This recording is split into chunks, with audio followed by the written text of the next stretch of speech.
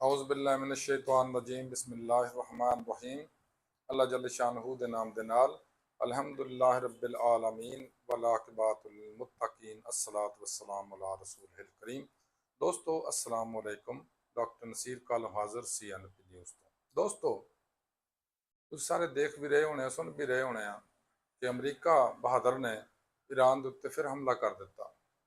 जवाब की पैदा किया कि मेरा हैलीकाप्टर ईरान ने गिराया। तुसीं मैनूं एक गल दसो, जदों खुदा न खास्ता कोई बंदा तुहाडे घर च आण के बनन की कोशिश करेगा, तुसीं की करोगे? तुसीं इहो ही करोगे जो ईरान ने किया।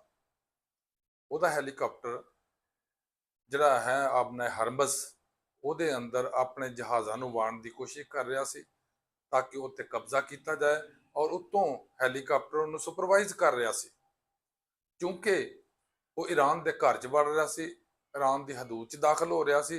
ईरान का हक सी, ईरान का फर्ज सी उन्होंने तबाह करदा और उन्हें तबाह कर दिता। क्यों? जे ईरान उसनूं इजाजत दे दिंदा, उन्होंने कुछ ना कहता, ला महला ਉਹਦੇ ਨਾਲ ਨਾਲ ਹੋਰ दो चार आण के हैलीकाप्टर भी जहाज़ भी बहरी जहाज़ भी फिर दाखिल होना शुरू हो जाते। इस हद तक तो ईरान ने बिल्कुल ठीक किया। दूसरे नंबर पर आ गया, अगर हैलीकाप्टर तबाह होया तो हैलीकाप्टर क्यों इधर लैके आए ने? हैलीकाप्टर घर साडा भी तो एक तबाह होया ना। अल्लाह ताला मगफरत फरमाए ਜਿਹੜੇ ਉਹਦੇ 'ਚ बैठे सन आज़ाद कश्मीर के अंदर। लेकिन ये कुदरती मामला होया ਉਹਦੇ ਨਾਲ कि कुदरतन या हादसतन वो गिर गया। अगर वो जाके पंगे लेंदा अमरीका, ਉਹਨੂੰ तो गिराउणा ईरान के उत्ते फर्ज सीगा। ईरान अगर ना गिराउंदा, ईरान का अपना नुकसान वो करके जाता।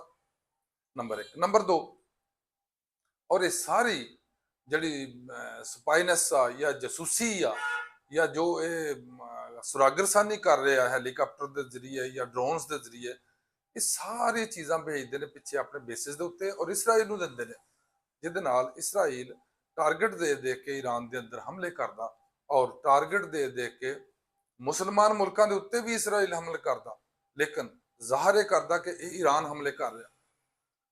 यानी ये एक किस्म के हमले हो रहे ਜਿਹੜੇ धोखा देने वास्ते किए जाते इसराइल की तरफों मुसलमान मुल्कों को आपस में लड़ाया जाए। हैरानगी की गल इस गल ते आ कि ये साडे मुसलमान मुल्क और इन्हों के सरबराह क्यों नहीं इस चीज़ को समझते कि जो कुछ इत्थे हो रहा वो साडे अपनी बेवकूफियां, गलतियां, कोताहियां और अपने जाती मफादात को मद्देनजर रखने की वजह तो हो रहा। क्योंकि अल्लाह ताला जल्ले शानहू ने कुरान च फरमाया, सदा बहार गल आ कि गैर मुसलम तुहाडा दोस्त नहीं हो सकता। लेकिन सब तो बड़ी तकलीफ की गल इत्थे आ कि साडा मुसलमान भी एक दूसरे का दोस्त नहीं है। ये जिन्ने मुसलमान सरबराह ने, जिन्ने सवाए ईरान तो, सारे किसी ना किसी अंदाज से डायरैक्टली या इनडायरैक्टली या आशीर्वाद हासिल करते हैं, लेपा पोची इस्तेमाल करते हैं या डिफेंसिव टैक्स जोड़े हैं अमरीका के उन्हों का हरबा इस्तेमाल करद होया ये अमरीका के शिकंजे जा वड़ते हैं और अपने जी बरादरी है या अपने मुस्लिम मुल्क जोड़े ने उन्होंने नुकसान करी जाते हैं। मसलन दुबई ला लो, UAE ने हर बन्ने पंगे लैने शुरू किए हैं। वो यमन ना भी पंगे लै रहा, वो सुडान ना भी पंगे लै रहा। उन्हें एक नवा इशू शुरू करता सी, उन्हें नाल पंगे लैने सऊदी अरब ना शुरू करते, इधरों ईरान ना शुरू करते, उधरों कतर ना शुरू करते। अजीब तमाशा बनया। इस तरह ही साडा हाल आ। साडे मशरक की तरफ इंडिया ना पड़ा है ही ऐसी, असी जनाब मगरब ना अपने काबल वाले ना अफगानिस्तान ना पग्गा पा के बह गए हैं। लेकिन अल्लाह का शुक्र है कि अल्लाह ताला ने इन्होंने हदायत दे रखी, अमरीका के जोर लगाने के बावजूद इन्हें ईरान ना पंगा नहीं लिया, वगरना एक नवी मुसीबत साडे वास्ते चारों तरफ असीं दुश्मनों च घिर जाना सी।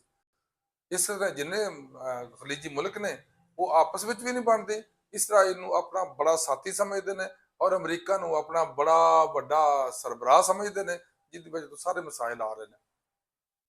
हुण अमरीका ज्यादती कर रहा, इन सारे अरब मुल्कों को इकट्ठिया होकर उन्होंने छित्र मार के अपने अपने इलाके चो कढ़ना चाहिए।